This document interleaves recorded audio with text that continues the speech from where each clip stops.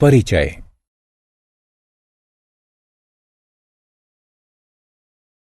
Hello माँ, मैं वादे के अनुसार आई हूँ। चलो मूवी देखने चलते हैं। विदुषी, तुम्हें आधे घंटे इंतजार करना होगा। मुझे इस चित्र को पूरा कर लेने दो। ठीक है माँ, मैं इंतजार कर सकती हूँ।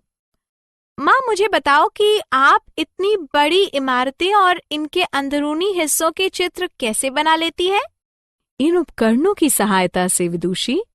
माँ, ये ठीक वैसे ही हैं जिनका उपयोग मैं ज्यामिति की कक्षा में करती हूँ। अब तुम समझी कि गणित वास्तुकला के लिए कितनी महत्वपूर्ण है। हाँ माँ, मैं समझ गई। इस पाठ के अंत में आप प्रायोगिक ज्यामिति के बारे में जानेंगे। उद्देश्य। इस पाठ के अंत में आप निम्न करने में सक्षम हो जाएंगे। एक वृत्त खींचना, एक रेखाखंड की रचना करना, एक रेखा पर लंब खींचना, एक रेखाखंड का लंब समद्विभाजक खींचना, एक कोण का समद्विभाजक खींचना, कोणों की रचना करना, वृत्त की रचना करना। एक वृत्त 2 आयामी आकृति होती है। प्रत्येक वृत्त का एक केंद्र होता है। एक वृत्त की परिधि और केंद्र के बीच की दूरी त्रिज्या कहलाती है। एक वृत्त के केंद्र से होकर जाने वाला रेखाखंड, जिसके दोनों सिरे वृत्त की परिधि को छूते हैं, वृत्त का व्यास कहलाता है। एक वृत्त का व्यास उसकी त्रिज्या से दुगना होता है। एक प्रकार यानी कंपास की सहायता से हम एक वृत्त खींचते हैं। प्रकार 2 भुजाओं वाला एक उपकरण है, जिसमें एक भुजा स्थिर होती है, जबकि दूसरी भुजा पेंसिल के साथ स्वतंत्रतापूर्वक घूमती है। आइए हम प्रकार का उपयोग एक वृत्त, 2 प्रतिच्छेदी वृत्त तथा 3 संकेंद्री वृत्त खींचने के लिए करें। एक वृत्त। आइए हम 3 सेंटीमीटर की त्रिज्या वाला एक वृत्त खींचते हैं। चरण 1। प्रकार को रूलर यानी फुट्टे पर रखिए तथा 3 सेंटीमीटर की माप तक फैलाइए। चरण 2। प्रकार के नुकीले सिरे की सहायता से वृत्त का केंद्र बिंदु बनाइए। चरण 3। वृत्त के केंद्र पर प्रकार के एक सिरे को स्थिर रखते हुए पेंसिल वाली भुजा को चारों ओर घुमाइए। देखिए, वृत्त बन गया है। वृत्त की परिसीमा यानी परिधि पर स्थित सभी बिंदु वृत्त के केंद्र से समान दूरी पर होते हैं। 2 प्रतिच्छेदी वृत्त। प्रतिच्छेदी वृत्त समान त्रिज्या वाले भी हो सकते हैं और नहीं भी। चलिए प्रतिच्छेदी वृत्त खींचते हैं। चरण 1। 4 सेंटीमीटर की त्रिज्या वाला एक वृत्त खींचिए। चरण 2। 5 सेंटीमीटर की त्रिज्या वाला एक वृत्त इस तरह खींचिए कि ये पहले वृत्त से होकर गुजरे। अब हमारे पास 2 प्रतिच्छेदी वृत्त हैं। 3 संकेंद्री वृत्त। संकेंद्री वृत्त वे वृत्त होते हैं जिनके केंद्र बिंदु समान होते हैं, किंतु त्रिज्याएं भिन्न होती हैं। आइए अब हम 2, 3 और 4 त्रिज्याओं वाले 3 संकेंद्री वृत्त खींचते हैं। चरण 1। सबसे पहले केंद्र बिंदु अंकित कीजिए तथा 1-2 सेंटीमीटर की त्रिज्या वाला एक वृत्त खींचिए। चरण 2। उसी केंद्र बिंदु से 3 सेंटीमीटर की एक भिन्न त्रिज्या वाला एक अन्य वृत्त खींचिए। चरण 3। पुनः उसी केंद्र बिंदु से 4 सेंटीमीटर की एक भिन्न त्रिज्या वाला एक अंतिम वृत्त खींचिए। हमारे पास अब 3 संकेंद्री वृत्त हैं। रेखाखंड की रचना। 2 अंत बिंदुओं वाला एक रेखाखंड एक रेखा का मापने योग्य हिस्सा होता है। एक रेखाखंड की रचना करने के लिए हम एक रूलर और एक प्रकार का उपयोग करते हैं। आइए हम एक 5 सेंटीमीटर की लंबाई वाला एक रेखाखंड खींचते हैं।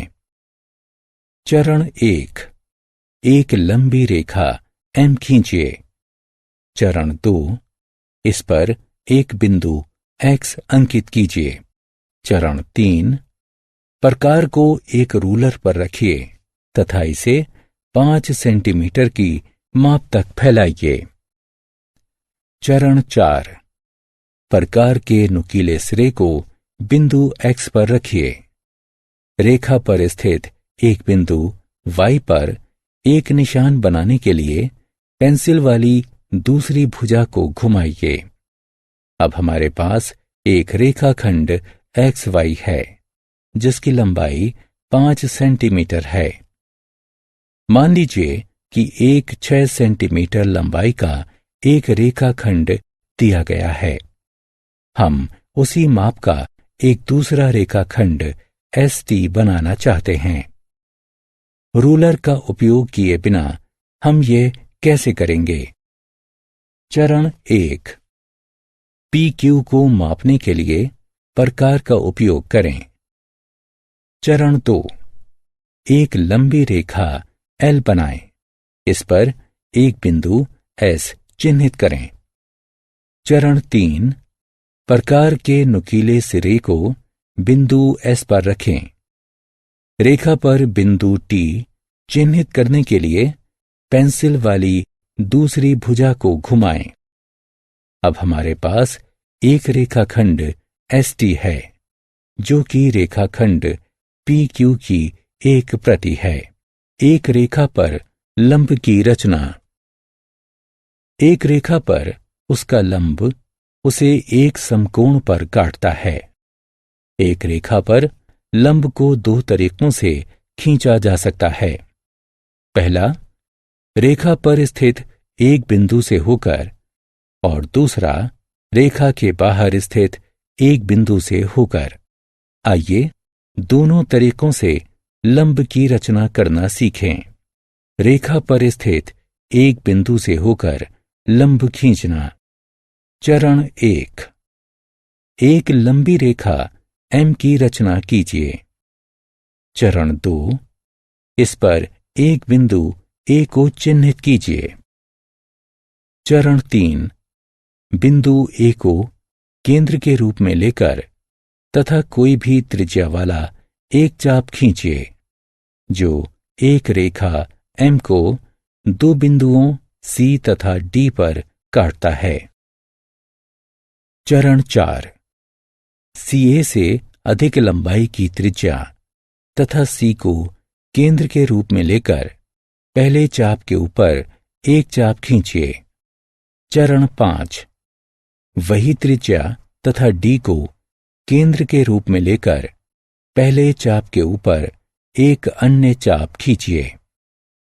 चरण 6, दोनों चापों के प्रतिच्छेदन बिंदु को E से अंकित कीजिए।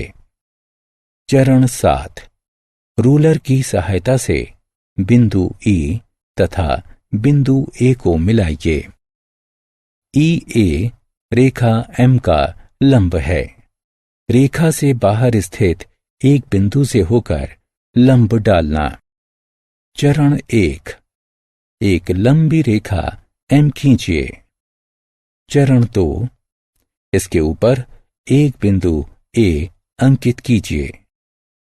चरण 3, किसी भी त्रिज्या तथा बिंदु A को केंद्र के रूप में लेकर एक रेखा M को 2 बिंदुओं C तथा D पर काटने वाला एक चाप खींचिए।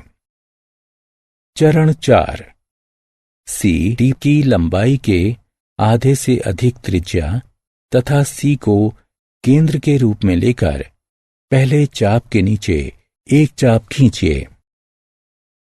चरण 5, वही त्रिज्या तथा डी को केंद्र के रूप में लेकर पहले चाप के ऊपर एक अन्य चाप खींचिए। चरण 6, दोनों चापों के प्रतिच्छेदन बिंदु को ई से अंकित कीजिए। चरण 7, रूलर की सहायता से बिंदु ई तथा बिंदु ए को मिलाइए। ए ई रेखा एम का लंब है। रेखा खंड के लंब समद्विभाजक की रचना करना। एक रेखाखंड का एक लंब समद्विभाजक इसे समकोण पर प्रतिच्छेद करता है तथा उसे 2 बराबर भागों में विभाजित करता है। चरण 1, एक रेखाखंड एक्स वाई खींचते हैं। चरण 2, प्रकार पर एक्स वाई की लंबाई के आधे से ज्यादा की एक त्रिज्या मापते हैं। चरण 3, एक्स को केंद्र बिंदु लेकर रेखाखंड के नीचे और ऊपर एक चाप खींचते हैं। चरण 4, वाई को केंद्र बिंदु लेकर रेखाखंड के नीचे और ऊपर एक दूसरा चाप खींचते हैं। चरण 5, चाप के प्रतिच्छेदन बिंदुओं को ए तथा बी से अंकित कीजिए। चरण 6, डिवाइडर से ओ एक्स तथा ओ वाई को मापें। ओ एक्स बराबर ओ वाई। चरण 7, कोणों एक्स ओ बी तथा वाई ओ बी को मापिए। कोण एक्स ओ बी बराबर कोण वाई ओ बी बराबर 90 डिग्री। अतः ए बी एक्स वाई का लंब समद्विभाजक है। आत्म मूल्यांकन। एक रेखाखंड की रचना करने में सम्मिलित चरणों को उनकी संख्याओं से पहचानिए।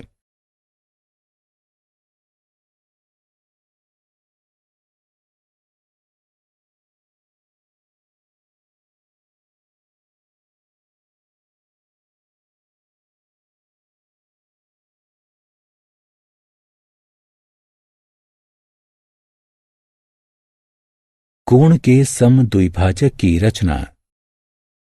एक कोण का समद्विभाजक इसे 2 बराबर भागों में विभक्त करता है। आइए हम एक कोण समद्विभाजक की रचना करना सीखते हैं।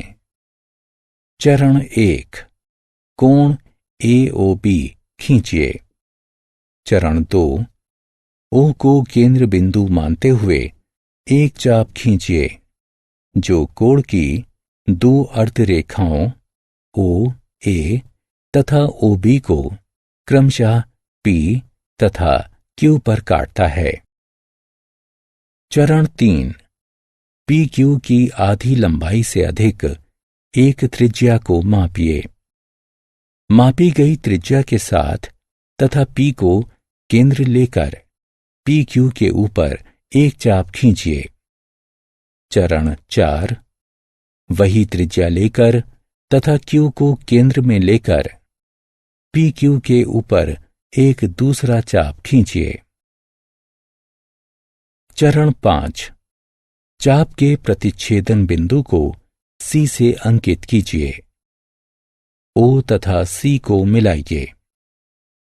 चरण 6, कोणों AOC तथा COB को मापिए।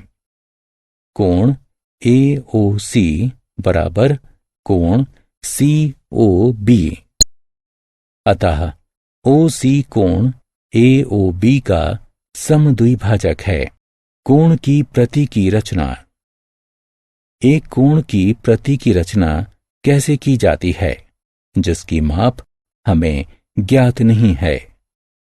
कोण AOB दिया गया है। चरण 1, कोई भी त्रिज्या लेकर तथा O को केंद्र मानते हुए एक चाप खींचिए जो कोण की 2 अर्धरेखाओं OA तथा OB को क्रमशः P तथा Q पर काटता हो। चरण 2, L लंबाई की एक रेखा खींचिए तथा उस पर एक बिंदु S अंकित कीजिए। चरण 3, OQ त्रिज्या तथा S को केंद्र लेकर एक चाप खींचिए जो रेखा L को T बिंदु पर काटता है। चरण 4, PQ त्रिज्या लेकर तथा T को केंद्र मानते हुए एक चाप खींचिए जो पिछले चाप को R पर काटे। चरण 5, R से S को मिलाइए। कोण RST बराबर कोण AOB कोणों की रचना करना। आइए अब एक एक करके कुछ विशेष कोणों की रचना करते हैं। 30 डिग्री के कोण की, 60 डिग्री के कोण की और 120 डिग्री के कोण की। 30 डिग्री का कोण। चरण 1, एक लंबी रेखा M खींचिए। चरण 2, इस पर एक बिंदु Q अंकित कीजिए।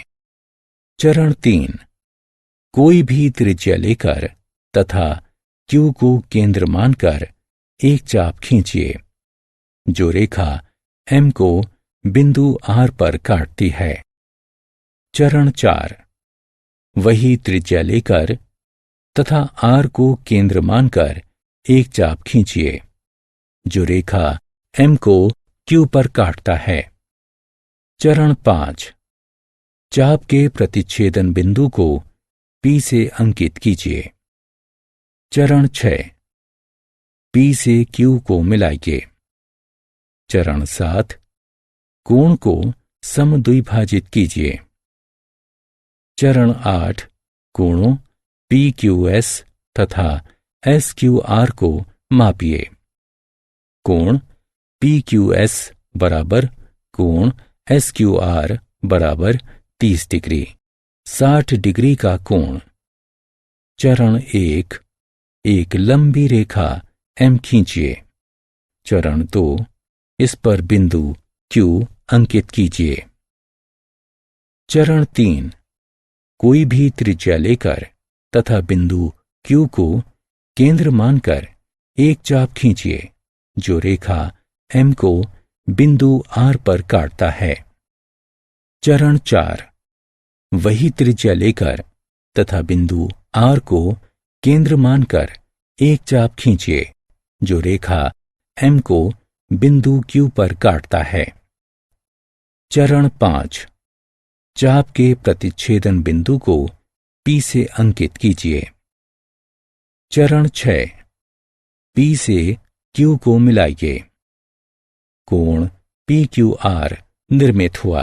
120 डिग्री का कोण। चरण 1, एक लंबी रेखा M खींचिए। चरण 2, इस पर बिंदु Q को अंकित कीजिए। चरण 3, कोई भी त्रिज्या लेकर तथा बिंदु Q को केंद्र मानकर एक चाप खींचिए जो रेखा M को बिंदु R पर काटता है। चरण 4, वही त्रिज्या लेकर तथा बिंदु R को केंद्र मानकर एक चाप खींचिए जो पहले चाप को बिंदु S पर काटता है। चरण 5, वही त्रिज्या लेकर तथा बिंदु S को केंद्र मानकर एक चाप खींचिए जो पहले चाप को बिंदु P पर काटता है। चरण 6, P से Q को मिलाइए। कोण PQR निर्मित हुआ। आत्म मूल्यांकन। निम्नलिखित विवरणों का मिलान उनके संबंधित विकल्पों से कीजिए।